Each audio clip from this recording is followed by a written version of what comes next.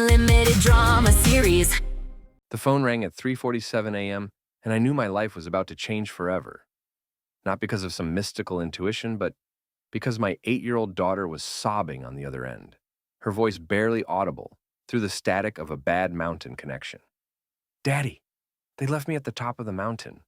I'm scared, and it's so cold, and I can't find anyone." I bolted upright in bed, my heart hammering against my ribs like a caged bird. "Chloe? Sweetheart, where are you exactly?" But the line went dead. My name is Tom Rayner, and 6 months ago I thought I had it all figured out. Successful architectural firm, beautiful wife, adorable daughter, and a house in Denver's most exclusive neighborhood that screamed power couple to anyone who drove past. The kind of life that looks perfect in Christmas cards and makes your college buddies hate you just a little bit.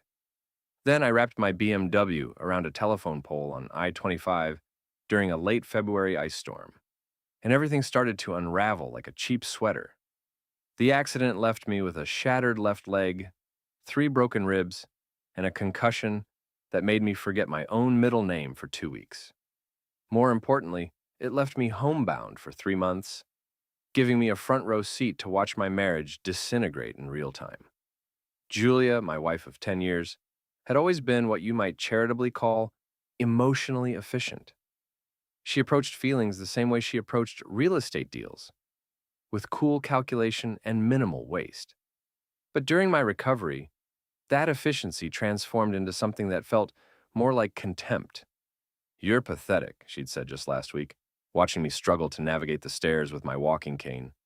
"Lying around feeling sorry for yourself while I'm out there keeping this family afloat." She wasn't wrong about keeping us afloat.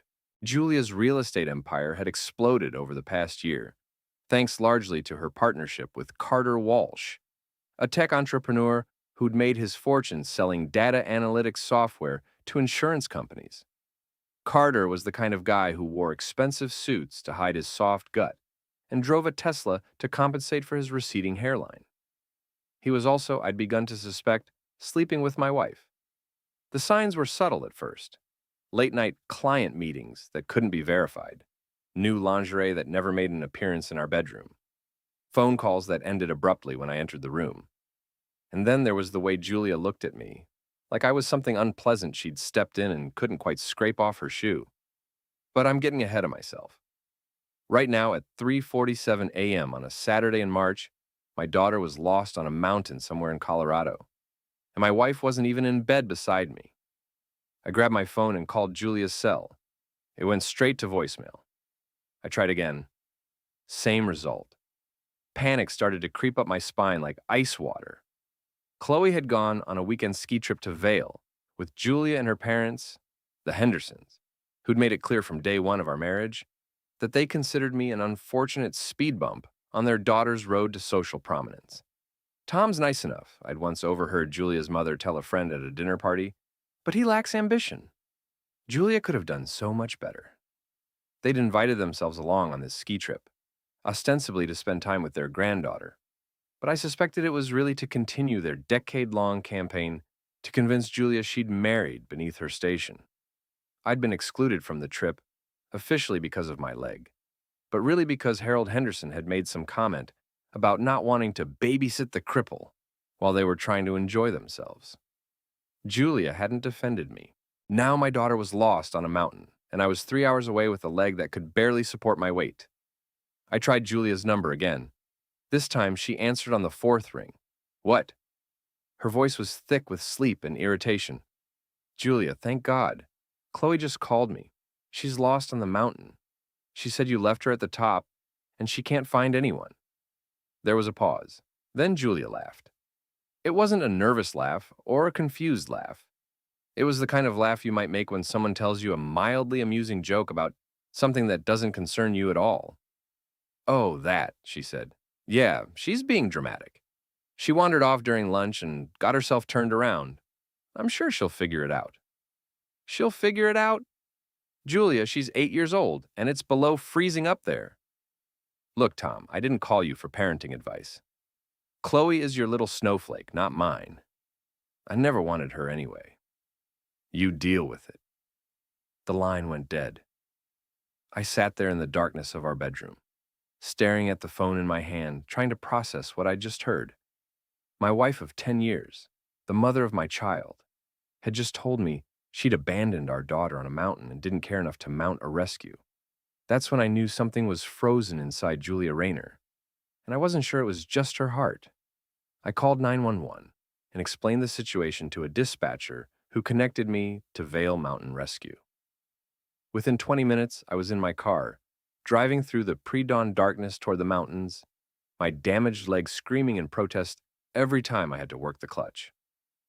The rescue coordinator, a weathered man named Pete Morrison, met me at the base lodge as the first ski patrol teams were heading up the mountain.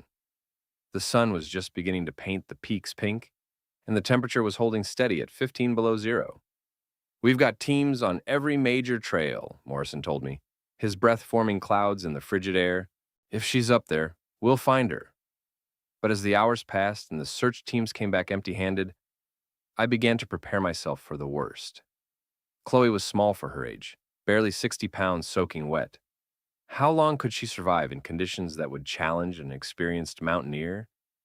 Julia and her parents showed up around noon, just as the search was entering its ninth hour. Julia's performance was Academy Award worthy, tears streaming down her face, clutching her mother's arm for support, playing the role of the devastated mother to perfection. "I just turned around and she was gone," Julia sobbed to a reporter who'd caught wind of the story. "She's everything to me. I don't know what I'll do if we don't find her." I watched this display from across the parking lot, fighting the urge to walk over and tell everyone what Julia had really said when I'd called her. But something held me back. Some instinct that told me I needed to be very careful about my next moves. At 2:30 p.m., Pete Morrison approached me with the expression of a man who delivered too much bad news in his career. "Tom, I need you to prepare yourself. We found something under the ice near the base of Cascade Falls." My world collapsed.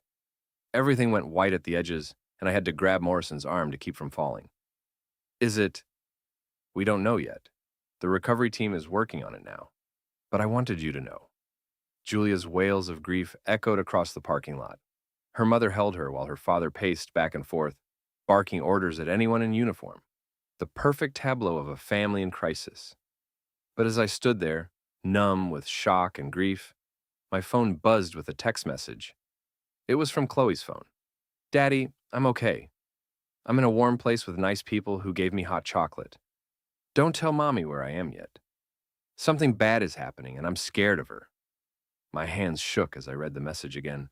Then again. Chloe was alive. She was safe. And she was afraid of her own mother. I looked across the parking lot at Julia, still performing her grief for the cameras, and felt something cold and hard crystallize in my chest. She had wanted us to believe Chloe was dead. She had wanted me to suffer the loss of my daughter. The question was why? But as I watched Julia lean into Carter Walsh's arms, when had he arrived? I began to understand, and I began to plan.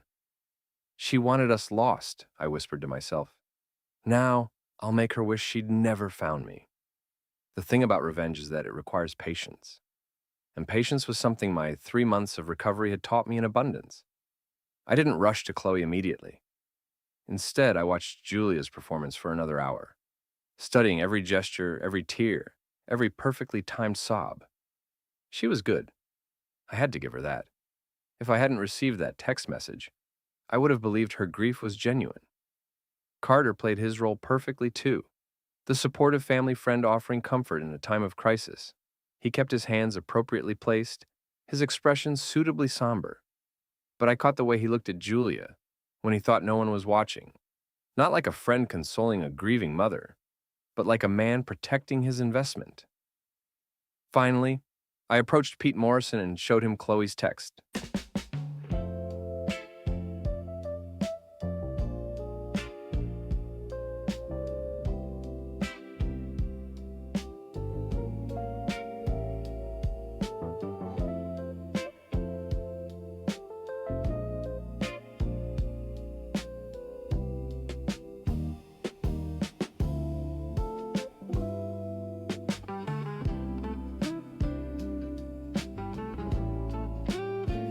"Jesus Christ," he breathed. Reading the message. Where is she? I'm going to find out. But Pete, I need you to keep this between us for now. Something's not right here, and I need to understand what's happening before we bring everyone else into it. Morrison studied my face for a long moment, then nodded. I've been doing mountain rescue for 23 years, Tom. I've seen all kinds of family dynamics play out in crisis situations. Some of them aren't pretty. What do you mean? I mean, your wife hasn't asked me a single question about our search protocols, hasn't demanded to speak with team leaders, hasn't insisted on going up the mountain herself. Most parents in her situation would be climbing the walls, demanding answers. She's playing to the cameras, not trying to find her kid. I felt a grim satisfaction that someone else had noticed Julia's performance. Can you give me an hour before you call off the search? I think I know where Chloe might be. Morrison nodded. 1 hour. But Tom, if that little girl is really in danger, we need to involve law enforcement. I know, and we will. I just need to understand what I'm dealing with first. I texted back on Chloe's phone, Sweetheart, it's Daddy. Can you tell me where you are? The response came quickly. There's a sign that says Rocky Mountain Rescue Station 7. A lady named Sarah found me and brought me here. She says I was hypothermic, but I'm okay now. Daddy, why did Mommy leave me? She told Grandpa Harold that she hoped I would wander off permanently and that it would solve a lot of problems. My blood turned to ice water. Julia hadn't just abandoned Chloe. She had hoped our daughter would die on that mountain. I texted back, I'm coming to get you right now. Don't talk to anyone else until I get there, okay? And sweetheart, you did nothing wrong. Daddy loves you very much. Rescue Station 7 was a small emergency shelter about halfway up the mountain, accessible by snowmobile or cross-country skis. I borrowed gear from the ski patrol and made the 20-minute journey with my legs screaming in protest every inch of the way. Sarah Martinez, the volunteer who'd found Chloe, met me at the door. She was a retired EMT who spent her winters volunteering with mountain rescue. Your daughter is remarkable, Sarah told me as she led me inside. She was nearly hypothermic when I found her around 8 a.m., but she never panicked. She told me exactly what happened, and Tom, you need to know that this wasn't an accident. Chloe was wrapped in blankets by a wood-burning stove, sipping hot chocolate from a thermos. When she saw me, she burst into tears, not from fear, but from relief. Daddy, I knew you'd find me. I held her close, feeling her small body trembling against mine. I'm here, baby. You're safe now. Can you tell me exactly what happened? Chloe's story came out in fits and starts, interrupted by tears and moments where she seemed to struggle with whether she should be telling me these things about her mother. We were having lunch at the restaurant at the top of the mountain, she began. Mommy and Grandpa Harold were talking about money stuff. Something about insurance and how much money they would get if something happened to you and me. My heart stopped. What kind of insurance, sweetheart? I don't know. But Grandpa Harold said that Mommy was smart to get the extra policy without telling you. And then Mommy said that if I had an accident on the mountain, it would be sad, but it would also solve their problems. Sarah and I exchanged glances. What happened next, Chloe? Mommy told me to go to the bathroom, but instead of showing me where it was, she pointed toward a trail and said the bathroom was that way. When I said I couldn't see a building, she got mad and said I was old enough to figure it out myself. So I walked down the trail looking for a bathroom, but I got lost, and it started snowing really hard. How long were you lost before Sarah found you? I don't know, a long time. I tried to go back, but I couldn't find the restaurant. I was really cold and scared. That's when I called you, but then my phone died. Sarah spoke up. Tom, I found her around 8 a.m., which means she was exposed to the elements for at least 6 hours in sub-zero temperatures. If she'd been out there much longer, she didn't need to finish the sentence. We all knew how it would have ended. There's something else, Daddy, Chloe said quietly. When we were driving up to the mountain yesterday, I heard Mommy talking to that man Carter on the phone. She said that after this weekend, you wouldn't be a problem anymore, and they could be together without having to worry about splitting everything up in a divorce. The pieces were falling into place, forming a picture so ugly I could barely process it. Julie and Carter had planned this. They had taken out a life insurance policy on Chloe and me, then orchestrated our daughter's death to collect the money and eliminate the complications of a divorce. But they had underestimated two things. Chloe's intelligence and survival instincts, and the fact that being bedridden for 3 months had given me plenty of time to think about the changes in my wife's behavior. I pulled out my phone and called my best friend Shane Morrison, Pete's younger brother and a cybersecurity expert who owed me more favors than either of us could count. Shane, I need your help. Can you meet me at my house in 2 hours and bring your laptop? We're going to destroy some people. Jesus, Tom, what's going on? I'll explain when you get there. But Shane, this is life and death stuff, and it's going to get ugly. I turned to Sarah. I need you to keep Chloe here for a few more hours. Can you do that? Of course. But Tom, you need to call the police. I will. But first, I need to gather evidence. If I go to the cops now with just Chloe's testimony, Julia and Carter will lawyer up and claim she's traumatized and confused. I need proof of what they've done. Sarah nodded grimly. How long do you need? Give me until tonight. Then, if you don't hear from me, call Pete and tell him everything. I kissed Chloe goodbye and promised her I'd be back soon. As I made my way back down the mountain, Your intern filed this, then withdrew it. What did you promise her? It was consensual. He's 23 years old! Watch more on Grammarly.com. I called Julia's phone. Tom, thank God. Have they found anything? Her performance was still flawless, but now I could hear the calculation behind it. They found some clothing under the ice, I lied. They're bringing in specialized equipment to recover whatever's down there. Julia's sob sounded genuine, but I caught something else in her voice. Relief? Satisfaction? I can't handle this, Tom. Carter's going to drive me back to Denver. I need to be somewhere familiar while we wait for news. Of course, I said. I'll stay here until they find her. Tom, I'm sorry for what I said on the phone earlier. I was half asleep and scared. You know I love Chloe. I know, I lied. We'll get through this together. But as I hung up the phone, I was already planning how to tear Julia's world apart piece by piece. The first step was the insurance policy Chloe had overheard them discussing. The second step was documenting Julia's affair with Carter. The third step was going to be the most satisfying, watching them both realize they'd underestimated the wrong man. Julia thought she was married to a broken, pathetic architect who was too damaged to fight back.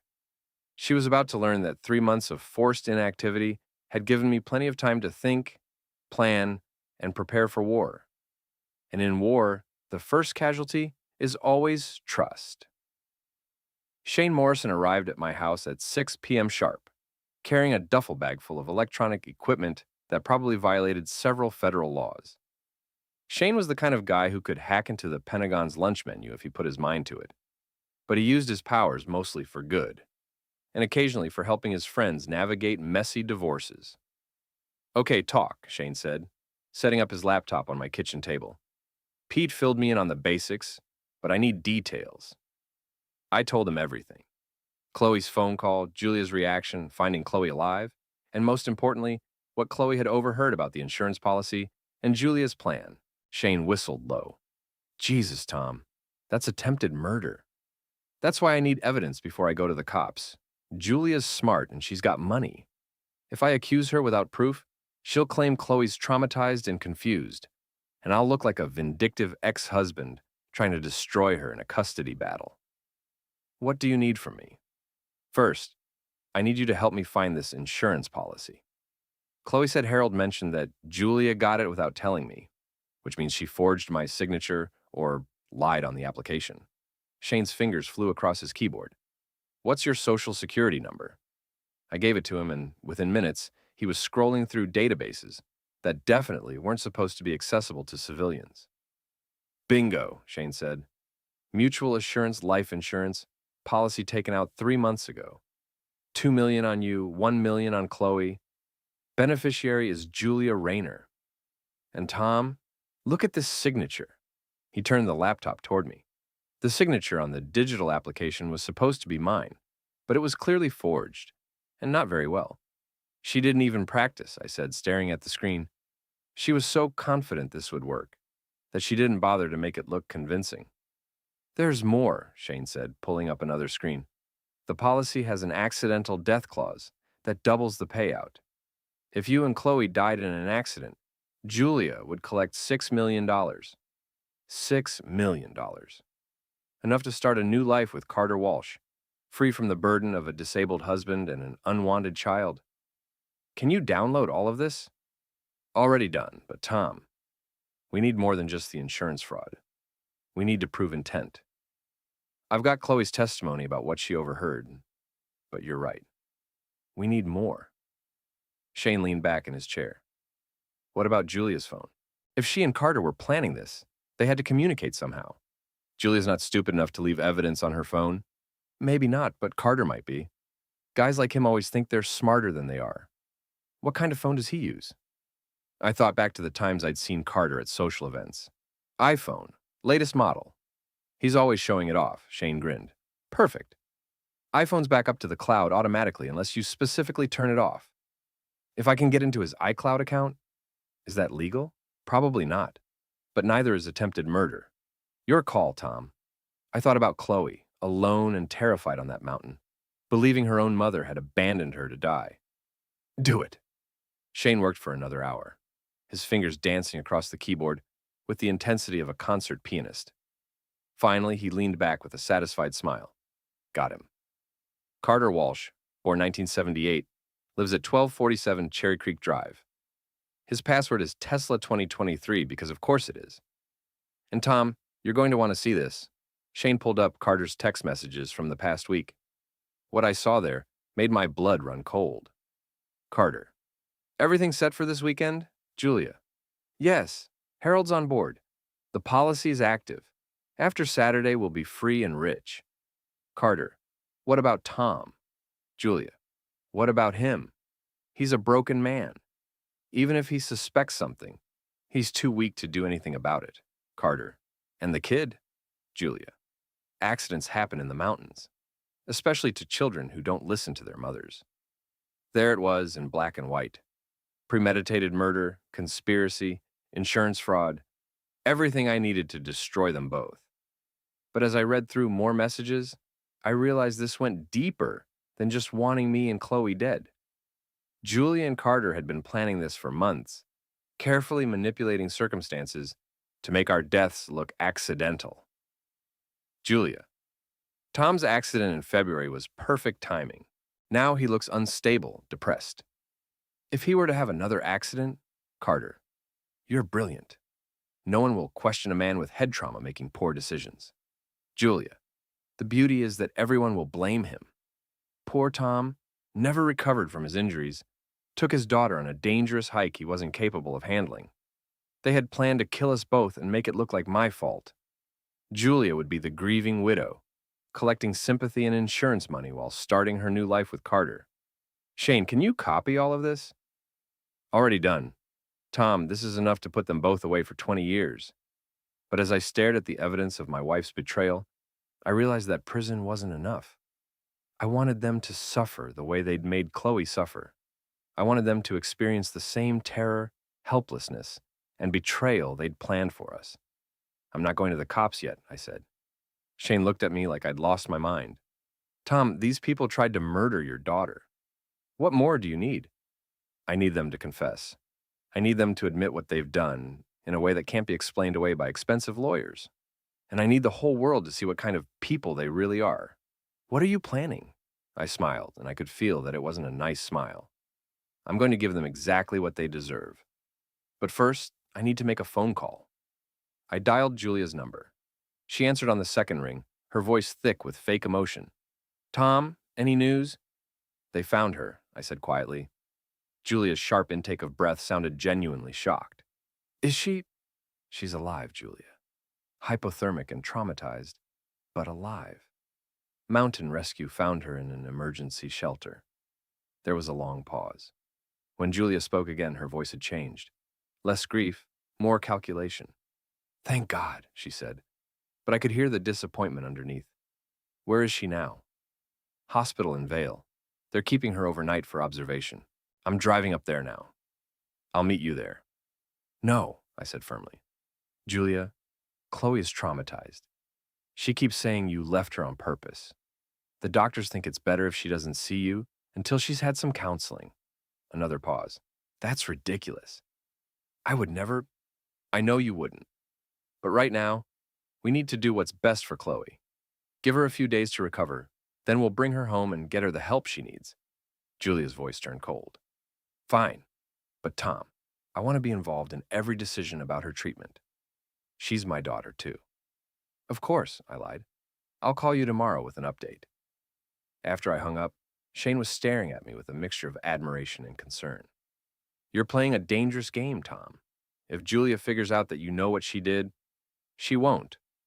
Julia's biggest weakness is that she thinks she's the smartest person in every room. She's so convinced that I'm a broken, pathetic victim that she can't imagine I might be planning something. And what exactly are you planning?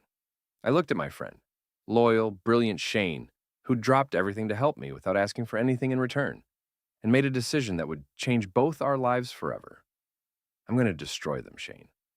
Completely and utterly. I'm going to take everything they have, everything they are, and everything they ever hoped to be. And when I'm done, they're going to wish they'd never heard the name Tom Rayner. Shane was quiet for a long moment.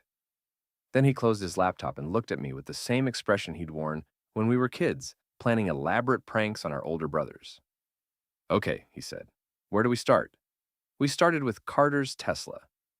At 3 a.m. on Sunday morning, Shane and I drove to Carter's house in Cherry Creek, one of Denver's most exclusive neighborhoods.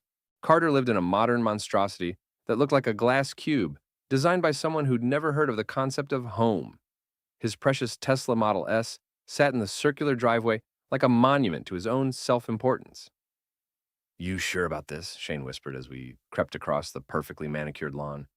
He tried to murder my daughter, I whispered back. I'm sure. What we did to Carter's car wasn't illegal exactly, but it was definitely creative. Shane had brought a collection of items that would make Carter's life miserable without causing permanent damage. Industrial-strength stink bombs that would activate when the car reached operating temperature. A small device that would make his premium sound system play children's nursery rhymes at full volume whenever he tried to use his phone, and my personal favorite, a GPS hack that would route him to the city dump every time he tried to go somewhere important. But the pièce de resistance was the message I spray-painted on his windshield in washable paint. Child killer. That might be a little much, Shane said, admiring our handiwork. No, I said, thinking of Chloe, shivering alone on that mountain. It's not nearly enough. By the time we got back to my house, the sun was coming up and I had 17 missed calls from Julia. I let it ring 3 more times before answering. Tom, thank God. Something terrible has happened. What's wrong? I asked, injecting just the right amount of concern into my voice. Someone vandalized Carter's car? They spray-painted horrible things on it and did something to the engine. It smells like a sewer and it won't stop playing Twinkle, Twinkle, Little Star. Carter thinks it might be connected to Chloe's accident somehow. Connected how? Maybe someone saw us at the mountain and blamed us for what happened. Tom, I'm scared. What if they come after us next? The fear in Julia's voice was genuine, and I felt a dark satisfaction hearing it. For the first time in months, my wife was experiencing real anxiety, real helplessness. It was a good start. Where are you now? I asked. At Carter's house. The police are here taking a report. Carter's furious. He keeps saying someone's going to pay for this. I'm sure it's just random vandalism, Julia. You know how people in the city feel about Teslas. This wasn't random, Tom. Someone wrote child killer on his windshield. That's too specific to be a coincidence. I let a moment of silence stretch between us. Julia, is there something you're not telling me? Some reason someone might think Carter hurt a child? Of course not. That's insane. But I could hear the uncertainty in her voice now. Julia was smart enough to know that the vandalism was connected to what had happened on the mountain, but she couldn't figure out how or why. That uncertainty would eat at her, make her paranoid and prone to mistakes. Look, I'm sure the police will figure it out, I said. How's Chloe doing? Any change? I'd told Julia that Chloe was in the hospital, traumatized, and refusing to see her mother. In reality, Chloe was safe with Sarah Martinez at the mountain rescue station, playing board games and recovering from her ordeal. The doctors won't let me see her, Julia said, and for the first time, I heard genuine emotion in her voice. Not love or concern for Chloe, but frustration at being denied access to something she considered her property. They say she's having some kind of psychological episode. What kind of episode? She keeps telling them that I left her on the mountain on purpose. She says I wanted her to die. It's obviously trauma-induced delusion, but the doctors are taking it seriously. That must be hard for you, I said, not meaning a word of it. It is. Tom, I need you to talk to her. Tell her that what she thinks happened isn't real. Make her understand that I love her. I'll try, Julia. But you have to understand, Chloe went through something terrible. It might take time for her to recover. How much time? There it was. The question that revealed everything. Julia wasn't asking because she was worried about Chloe's well-being. She was asking because she needed to know how long she had to maintain her performance as the grieving, concerned mother. I don't know, I said. Maybe weeks, maybe months. Julia's sharp intake of breath told me everything I needed to know. She couldn't maintain this charade for months. Sooner or later, she'd slip up, and when she did, I'd be ready. I have to go, Julia said abruptly. The police want to ask me more questions about the car. After she hung up, Shane looked at me with admiration. You're really good at this. Good at what? Psychological warfare. You've got her scared and confused, and she doesn't even know why. I thought about that for a moment. 3 months ago, I would never have imagined myself capable of this kind of manipulation. But 3 months ago, I'd never imagined my wife would try to murder our daughter for insurance money. She created this version of me, I said finally. She wanted a victim, someone weak and broken who wouldn't fight back. Now she gets to live with the consequences. My phone buzzed with a text from Sarah Martinez. Chloe's asking for you. When can you come up? I showed the message to Shane. I need to go get my daughter. Can you keep monitoring Carter's communications? Absolutely, but Tom, what's